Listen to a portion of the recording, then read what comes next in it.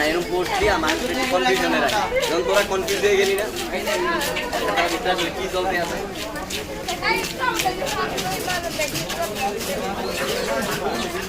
जैसा है